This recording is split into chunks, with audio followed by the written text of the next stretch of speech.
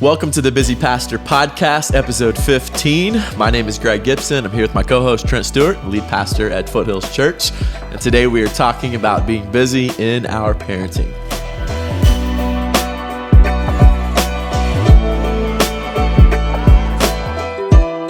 Welcome to episode 15 of the Busy Pastor Podcast. Again, today we're talking about being busy in our parenting, and this is unique because pastors who are listening, they may have been pastors' kids or PKs themselves, and they are raising pastors' kids. And so this is a unique conversation because you are now on both ends of the spectrum, Trent. You not only were a pastor's kid, but you are a dad and a pastor. And so my hope for this episode is to really just try and draw this out of you. Let you talk a whole bunch about your experience, but also kind of the wisdom I think that uniquely you bring to this conversation. So let's talk about what is unique, first of all, about being a pastor's kid. So much. I'll try not to scare the pastors listening right now, but as always, there's just some unique challenges, and I think your kids are just going to go through some unique expectations and unique problems, and so they're going to feel, whether it's true or not, they're going to feel like other people are watching them all the time, and in some cases, it is true. It's that glass house mentality or feeling, and so people in, whether it's the church or maybe they're church members that are school teachers, they're going to see your kids do something and they're going to tend to email you about them. Now, they would never email anybody else about the issue, something stupid your kid did, but they'll email you about it because you're a pastor. And so your kids are going to feel that from time to time, and they're going to potentially become very bitter towards church members and other Christians that do things like that. As pastors also, we create, you're a pastor's kid mentality. You're my child, and so you're a reflection on me. And so we're potentially going to put added pressure ourselves on our own kids to behave a certain way and to, put on the front that they have it together. So you can never make a mistake. You can never act out. You can't do this in church. And so that added pressure can push our kids away from the church one day. We want to be careful about that. We've got to let our kids be kids. We've got to do our best to not add that pressure onto them and not let our wives add that pressure onto them. And when they act out at church, we deal with it, but we don't put that stigma of you are a pastor's kid, therefore you have to be perfect or you have to behave. No, we say, no, you behave because I'm your dad, and you behave because God tells you to honor your parents. We take that angle and we leave the whole pastor's kid part out of it. Another thing that we see and it could experience is that pastors sometimes bring their kids into ministry problems because when they come home, they talk about people, they talk about problems. They may not be doing it directly in front of their kids, but they're talking about it in the living room, and their kids are in the kitchen and they can hear it. And so kids can become bitter if they hear you talking about certain people in the church that are, acting negatively towards you. And so that can also be another, wedge in their life that takes them out of the church. So kids are always listening to you. So remember that. And do you think they ever get tired of listening to you? That's huge too, because I think, they're hearing you at home, parent them. Yes. And then they go to church and you're the one preaching every week. And so it's like they're hearing you all the time. They might become tired of listening to you. So that's also something that, you can't necessarily do anything about, but you can have conversations with them about that. And as a pastor, I can be empathetic towards that. Like, hey, I know this is kind of how it is. And so when they go to college, they go off, they may want to go to other churches, or they may want to, hear and listen to other people. Don't take offense to that, right? Yeah, you got to be sensitive to that. on the other side, if people in the church don't like your leadership, they have an issue with your leadership, they didn't like your sermon or what you said, that sometimes gets back to your kids before it gets back to you. And so again, that bitterness can grow in your kids. And so it's helpful to have those conversations with them to help them process, those kind of things that might be happening. And I think that's important. But your kids in general, they're going to have that added pressure even from their friends, because their friends are going to hear them or see them, and a friend or somebody at school is going to say, "Isn't your dad a pastor? You do that, you say that. Isn't your dad a pastor?" Almost like, "Oh my gosh, you're not allowed to say this or that. You're not allowed to be normal. You're not allowed to have problems or sin in your life because your dad is a pastor." That is just a weight that is added on to your kids. And so that's got to be all this to say, pastors, you've got to open up and you've got to have conversations with your kids about these issues, especially middle school and high school. Talk about them, reassure them that, hey, no added pressure, you be you. Let's process this together. Let's pray through things that happen together. Church members are sinful. They're going to act out. They're going to be hateful and angry at some point, in your ministry. How do we deal with that? Well, we forgive. We don't let bitterness grow in our hearts. We know that just, when one person in the church is upset, that doesn't mean that the church is a bad place. That's right. And so, overlapping these arenas, right? Parenting and ministry. These are two unique places, that I think exist in the life of a pastor. So how do they go together? How do parenting and ministry go together? Parenting is ministry, right? This is our first church that we have to lead and shepherd. And so we've got to recognize that it's part of our calling. The very first church that you will ever pastor is your home, right? That's right. And so that's huge. And so we've got to be intentional about that first small church that we have, which we call our family. And so when you think about loving your kids and you think about your ministry and helping them, grow, you think of parenting almost like teaching your kids to ride a bike. And when you first taught them how to ride a bike, you taught them with maybe training wheels, at least we did. And so if your kids are old enough, you're going to remember teaching them really to ride that bike, and maybe you use those training wheels to help them out. And I think parenting is a lot like those training wheels. We're helping them learn how to balance and stabilize their life, just like riding and balancing on a bike, and ultimately so that they can get out there and go where they want to go. And then we have to let them go and pray that they don't crash, knowing that they probably will from time to time. We help them up. And this is what kind of a mindset of what parenting is, helping them in growing in that area. Yeah. So when it comes to loving our kids and discipling them and parenting them, let's talk a little bit about just practical application, towards that. And so there is a lot of overlap with just being normal dads and moms who love and parent our kids over time, going from influence to authority in their life, and walking with them over the marathon of this parenting journey. Sure. So what do our children need from us, kind of as pastor dads? Yeah. Well, we've got to be busy with the right things, which means we've got to prioritize our kids on our schedule. My assistant helps me schedule date nights with my daughters and man nights with my son, and make sure I get those things on the calendar. And I think first and foremost, what that means is kids need to be with you.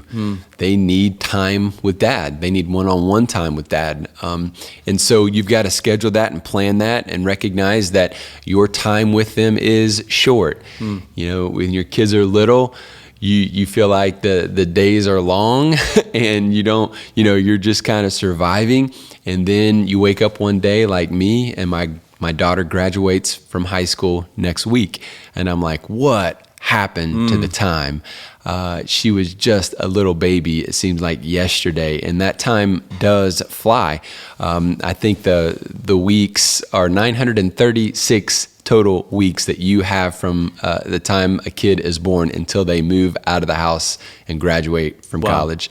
So that's not a lot when you think about it from a time standpoint. So they need to be with you. You've got to schedule that. I think secondly, kids need to feel your love.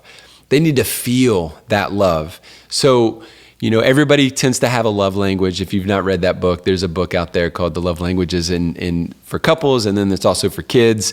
How do your kids receive love? Is it gifts? Is it one-on-one time?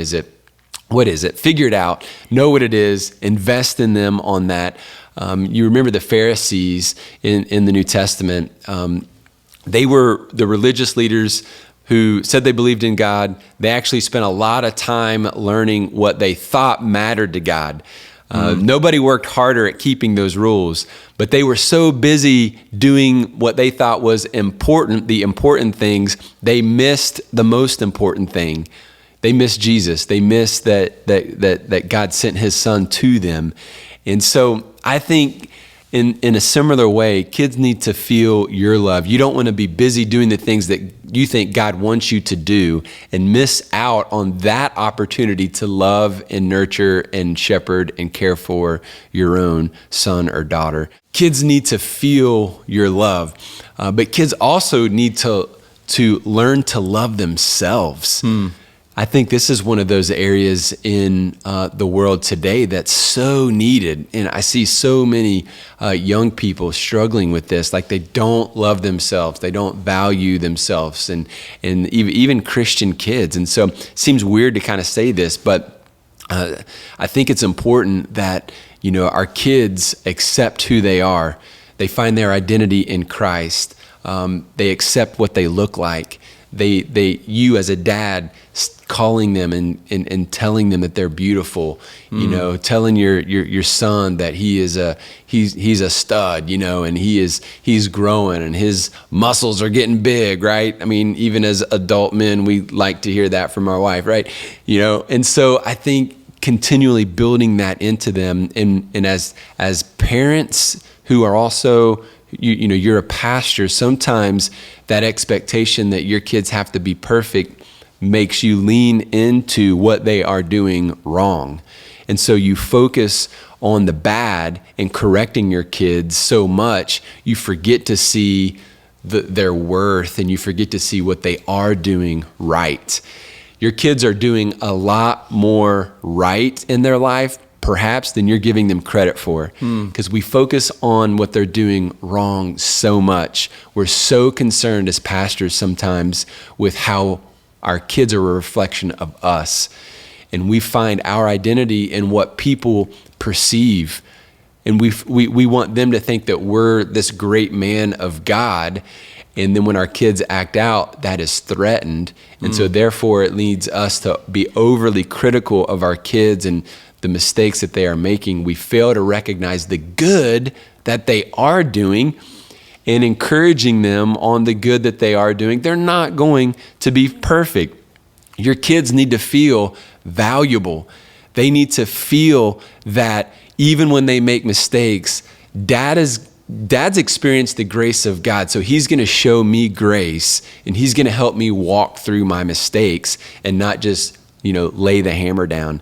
So kids need to feel your love. So have that conversation and ask them, hey, do you feel my love? Does it feel like I am loving you well? And have that conversation with your kids. I think that would be helpful. And then on the other side, encourage you to love them and to recognize the good that they're doing. And then that leads me to kind of that third point, like kids need to hear the right words. They need to hear you saying the right words to them. And obviously, if we love our kids, we've got to start by telling them that we love them in a way that's going to convince them that we actually do, right? And so we've got to remember that the words that we use become their words.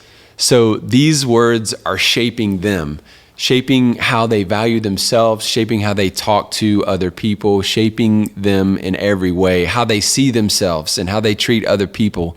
And so the words you are using are teaching your kids how to process information, how to express their emotions. When they see you talking to their mom, your wife, how you talk to her is going to be how they talk to her, and how they talk to their future spouse. And so we were recognizing that how you handle your emotions is how they're going to handle their emotions. Our kids are just sponges, and daily they're learning how to interact with the world by watching you and listening to you. And so I think that is huge. Then finally, I would say kids need you to help them find the right community. And as they get older, this is more and more important. You probably know what it's like to walk into a room and realize that nobody looks like you. Nobody's wearing the same kind of clothes as you. You know what it feels like to walk into a room and realize that you don't fit in. That's a terrible feeling. There's that awkwardness, the uncomfortability of it. We hate feeling like this. And for your kids, it's a nightmare, right? So it's something that they're going to fear on a regular basis. And so not belonging can be devastating for a kid, and they don't want to be lonely, and they need a circle of friends. They need a tribe. And so I think it's important for us as parents to help them find the right community. So that means if you don't have a great student ministry, man, you need to work on that. You need to help your student pastor work on that ministry and hire the right people and team to build that so that you can have community there that your son or daughter is going to thrive in. And so when your kids go to college, one of the things that I'm really praying through and I really want to help my daughter with is finding community in that new environment. And so I think it's one of the most critical things that I can do as a dad right now in the season that my daughter is in is when she moves away, is she going to be able to find community that in that community going to help her deal with the pressures of the college life. And so many, Christian, students go off to college, they leave their church, they leave their community, and they find themselves in a brand new place and they go wild. And I think one of the main reasons is because they don't have that community around them, helping them make decisions and holding them accountable and also giving them a safe place to actually live out their faith. Yeah, I think so. And just to recap here, because again, that was just such good, important content for us as pastors to think through. Our kids need to be with you, so they need our time, number one.